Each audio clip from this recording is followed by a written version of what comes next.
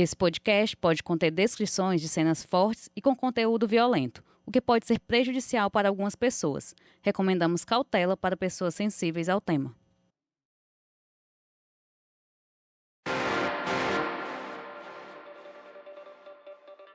Oi, sou Emerson Rodrigues e você está ouvindo Pauta Segura, os bastidores da reportagem.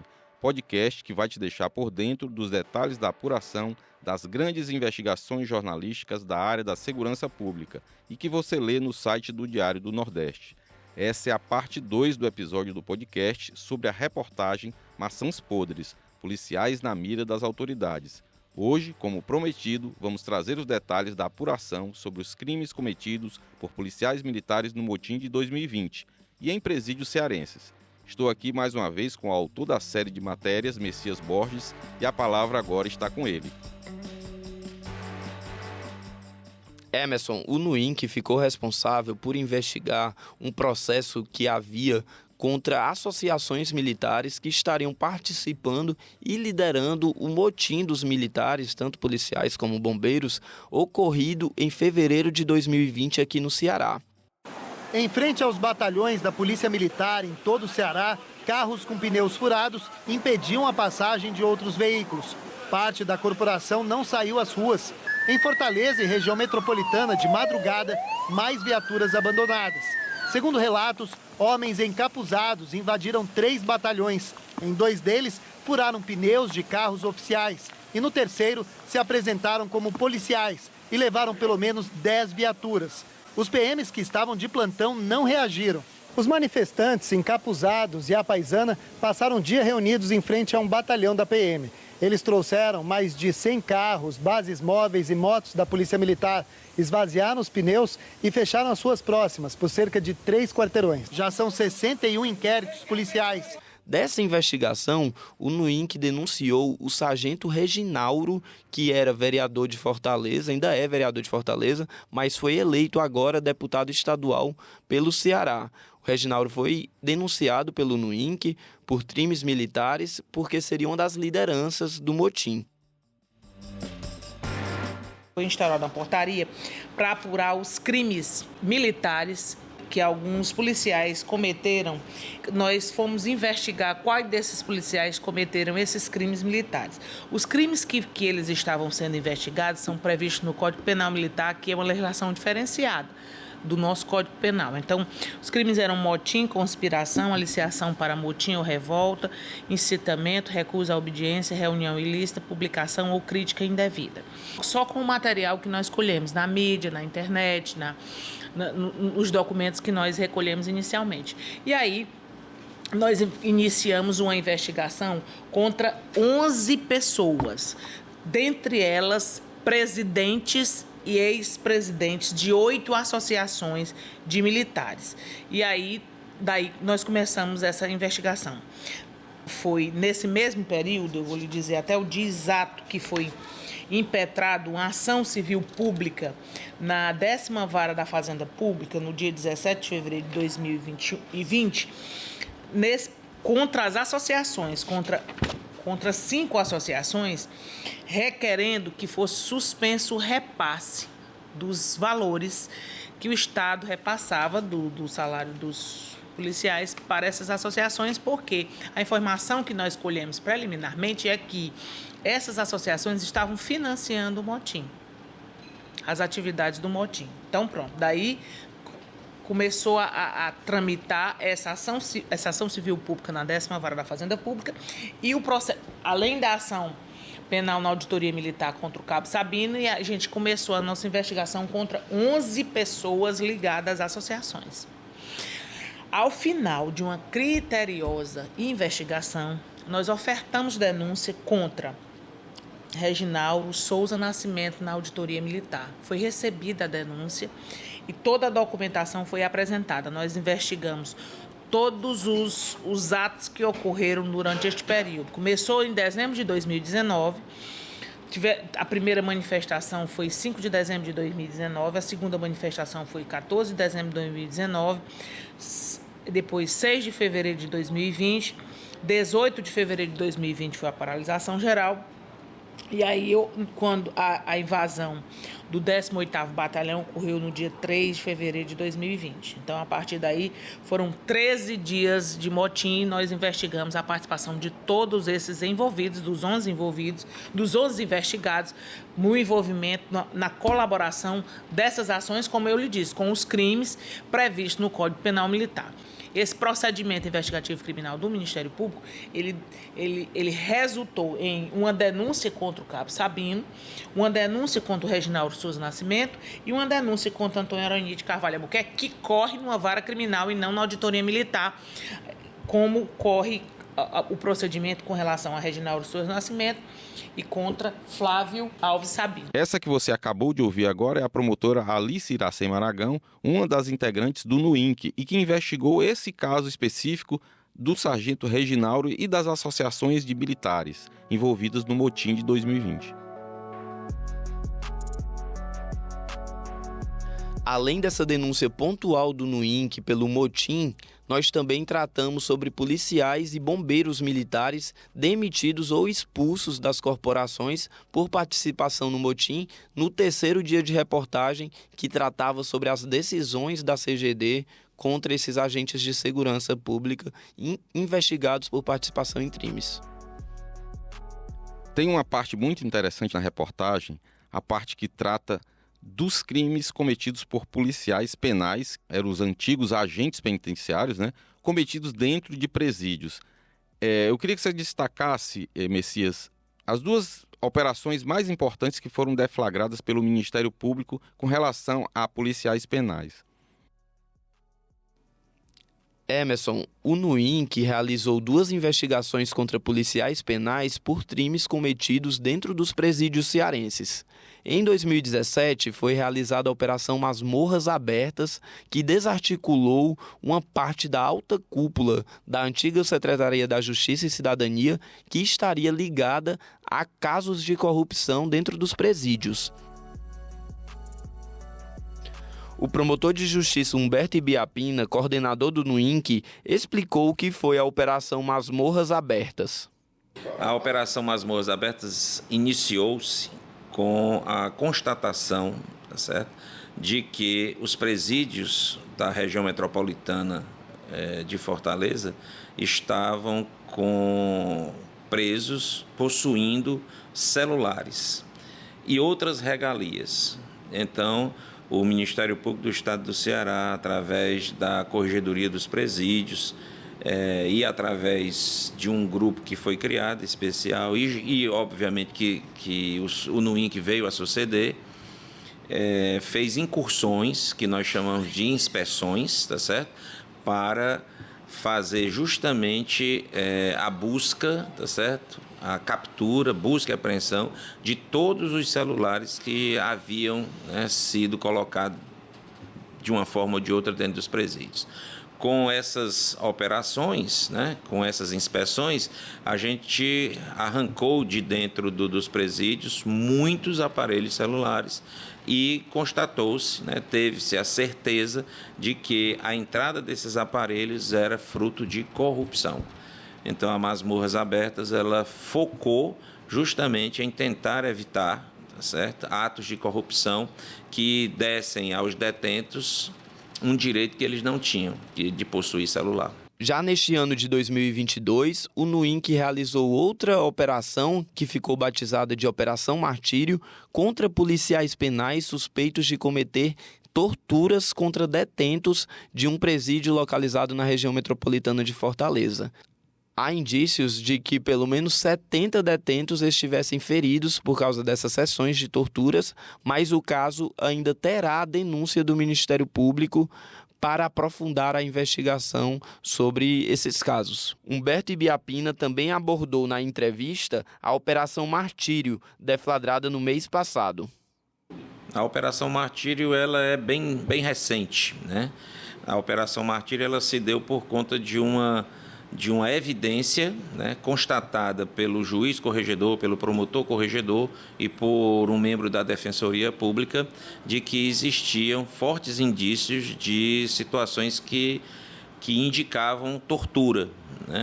E essas pessoas todas foram levadas à Perforce, foram constatadas, algumas delas realmente estavam com marcas, tá certo?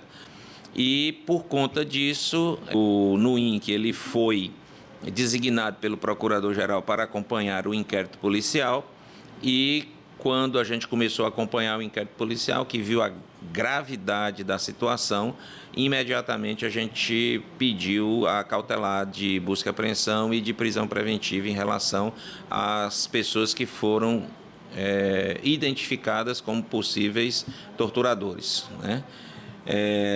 Só para se ter uma ideia, né, da gravidade da situação, mais de 70 pessoas foram constatadas com lesão, tá certo? Então, essas lesões indicavam situação de tortura que ensejou, né, o nosso pedido de prisão preventiva e busca e apreensão.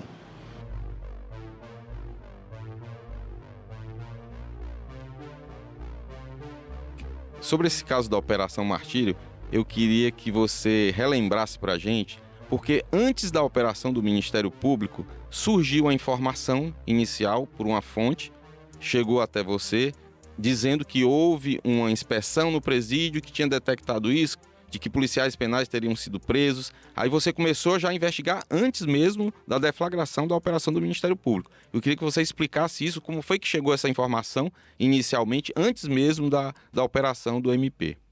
Verdade, bem notado, Emerson. Essa é uma informação peculiar porque foi um caso de suspeita de tortura dentro do presídio que chegou até a mim através de um advogado que eu posso dizer que é uma das minhas fontes que passam informações sobre processos criminais, sobre notícias que podem ser relevantes a gente divulgar, né? E aí ele me passou essa informação pelo aplicativo WhatsApp mesmo, e aí eu tive que checar o que aconteceu nesse presídio, né? Depois outro advogado também veio falar. A informação trazida era de que havia uma vistoria em um presídio cearense em que a Justiça Estadual teria, inclusive, realizado a prisão em flagrante do diretor daquele presídio, o que não se confirmou depois que apuramos os fatos, mas eram as informações que circulavam nas redes sociais e que eu recebi de pelo menos 2 advogados e outros colegas aqui da redação também receberam. Esses policiais penais não foram presos em flagrantes, mas vieram a ser presos depois na deflagração dessa Operação Martírio pelo Ministério Público e pela Controladoria Geral de Disciplina. Mas no primeiro caso, nós noticiamos apenas que houve sim a vistoria e de que havia suspeita de tortura contra os detentos. Depois, o Ministério Público realizou essa operação para prender 4 policiais penais, inclusive o diretor do presídio, que foi preso depois de passar alguns dias foragidos. Você tocou num ponto importante que eu acho que a gente tem que destacar para o nosso ouvinte. As informações que chegam pelas redes sociais. Nós, como jornalistas, temos que ter cuidado com essas informações e fazer uma apuração bem minuciosa para evitar divulgar informações erradas, falsas no caso, né? Como é que se dá essa checagem, Messias? Explica para a gente. Emerson, nós recebemos informações de várias fontes que atuam nesses órgãos ou no presídio ou que estão de alguma forma dentro da polícia, da Secretaria da Segurança Pública, que repassam informações para a gente. Muitas dessas fontes a gente já cativa há muito tempo, então são fontes com boa credibilidade, mas dependendo do fato, do que foi informado, nós precisamos de alguma forma checar com o órgão específico que tem relação com aquele fato, ou mesmo com documentos. Por isso que muitas vezes nós temos que demandar uma resposta dos órgãos oficiais, né? É o ofício jornalístico, e também procuramos documentos, muitos deles que estão na internet, a gente acessa processos que, sem ser processos sigilosos, né, processos que estão abertos para tentar checar informações, são documentos oficiais que nos dão a garantia de que aquela informação é verdadeira. Então, mesmo essa informação sendo trazida por fontes confiáveis, nós temos que checar com os órgãos ou com documentos oficiais que a comprovem, né? É esse o nosso trabalho.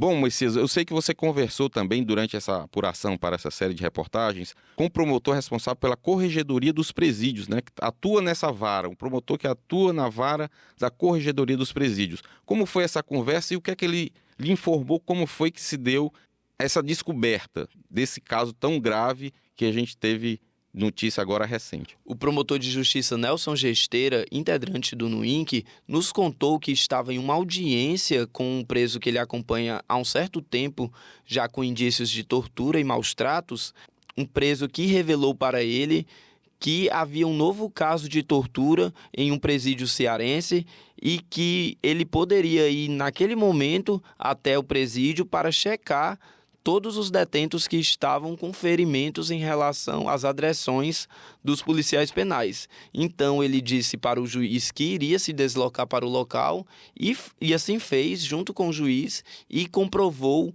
esses casos essas suspeitas de tortura.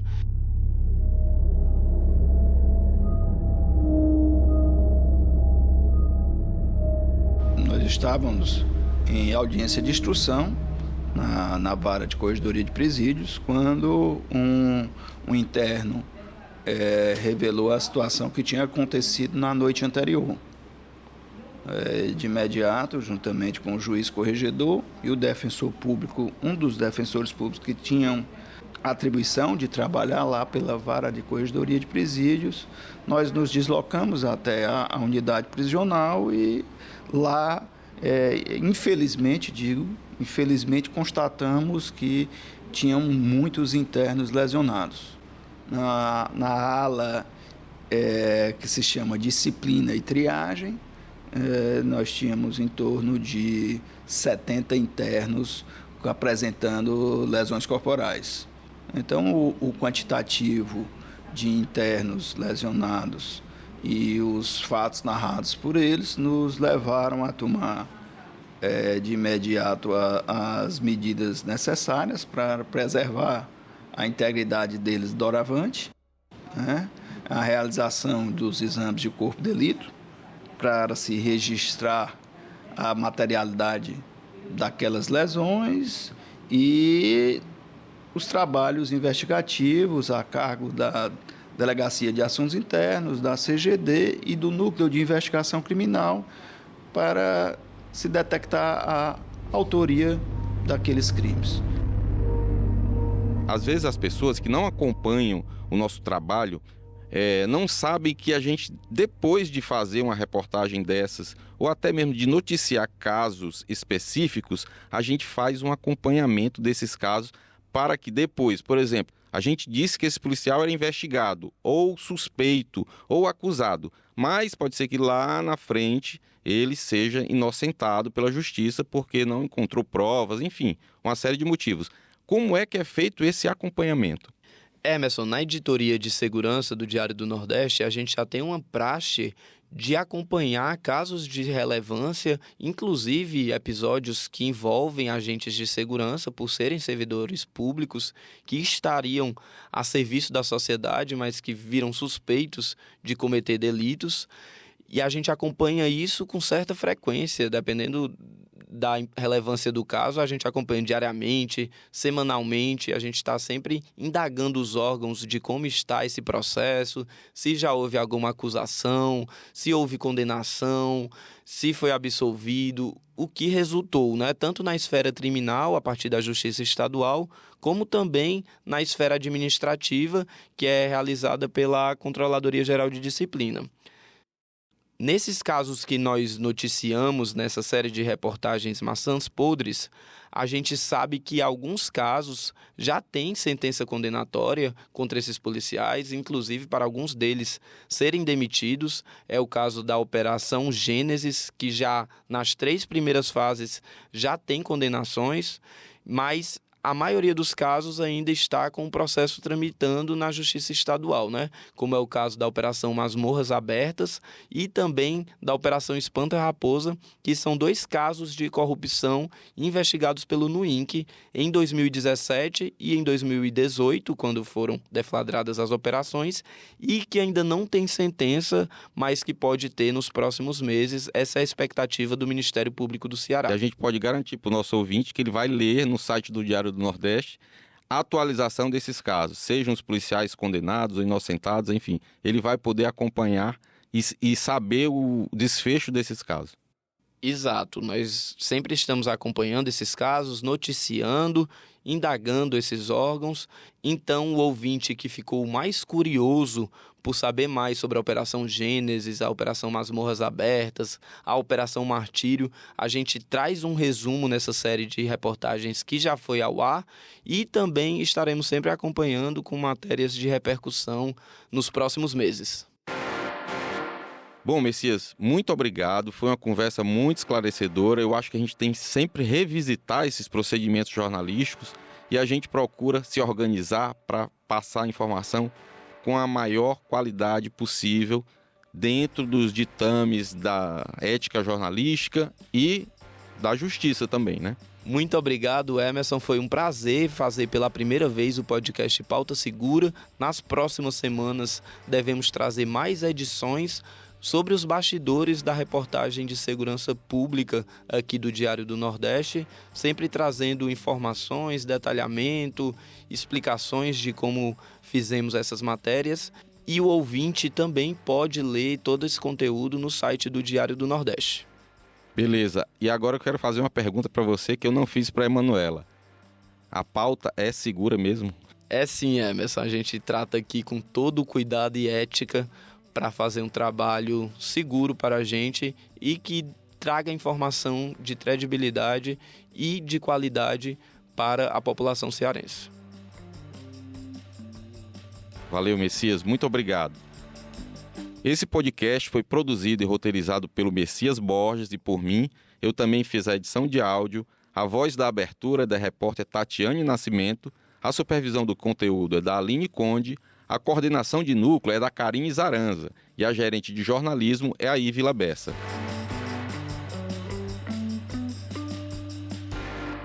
Espero vocês para conhecer os bastidores de mais uma grande reportagem aqui do DN. Até semana que vem. Um abraço.